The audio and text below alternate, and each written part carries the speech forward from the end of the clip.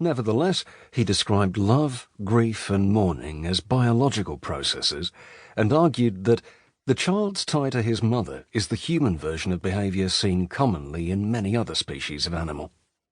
By putting that behaviour in its ethological context, Bowlby was able to give a far more plausible account of our primary attachments than those given by Freud and his immediate successors. Our personal affections, he argued, are to be explained in terms of the function that they perform in our environment of evolutionary adaptedness,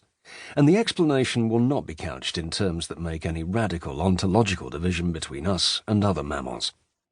The discovery of the hormone oxytocin and its effect in predisposing animals of many different species toward affectionate relations with their own kind has further encouraged the view that attachment can be understood and explained without reference to the stories with which we humans embellish it. When Darwin and Wallace first hit on the idea of natural selection, the question arose whether our many higher characteristics, such as morality, self-consciousness, symbolism, art, and the interpersonal emotions, create such a gap between us and the lower animals as to demand explanation of another kind. Wallace at first thought that they did not, but later changed his mind, coming to the conclusion that there is a qualitative leap in the order of things, setting the higher faculties of humankind in a different category from those features that we share with our evolutionary neighbours. As he put it, we are endowed with intellectual and moral powers superfluous to evolutionary requirements, and the existence of these powers could therefore not be explained by natural selection for fitness.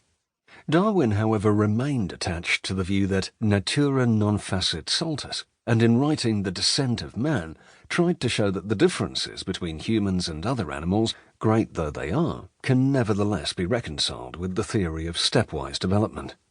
For Darwin, the moral sense is continuous with the social instincts of other species.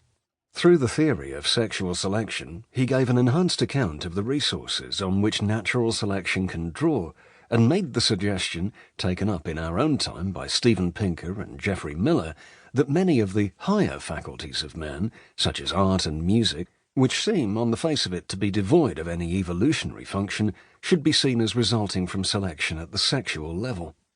Darwin went on to give an account of human emotions in which their expression in the face and gestures is compared with the expression of emotion in other animals, and his purpose in all this was to suggest that the perceived gap between us and our evolutionary cousins is no proof of a separate origin. Genetics and games. This controversy has taken on an entirely different character since R.A. Fisher's pioneering work in population genetics. Problems with which Darwin wrestled throughout his life, the sexual selection of dysfunctional features, the problem of the peacock's tail, for example, or the altruism of insects, the problem of the ant-hill, are radically transformed when the locus of evolution is seen as the self-replicating gene rather than the sexually reproducing animal. And as John Maynard Smith and G.R. Price showed in an elegant essay, the new way of looking at natural selection, as governed by the replicating strategies of genes, permits the application of game theory to genetic competition, which in turn delivers a neat solution to another famous problem, that of aggression, noticed by Darwin and spelled out in detail by Lorenz. The rut among stags can be derived as an evolutionally stable strategy, one that enables the genes of rutting stags to reproduce themselves while providing the genes of hinds with the best return for their reproductive investment.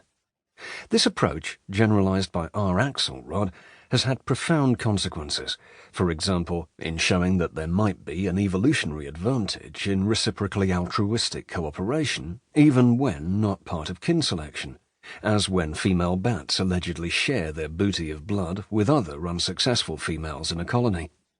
It's also suggested a general theory of altruism, held by its supporters to explain not only the inflexible self-sacrifice of the soldier ant, but also the fear-filled and heroic self-sacrifice of the human soldier.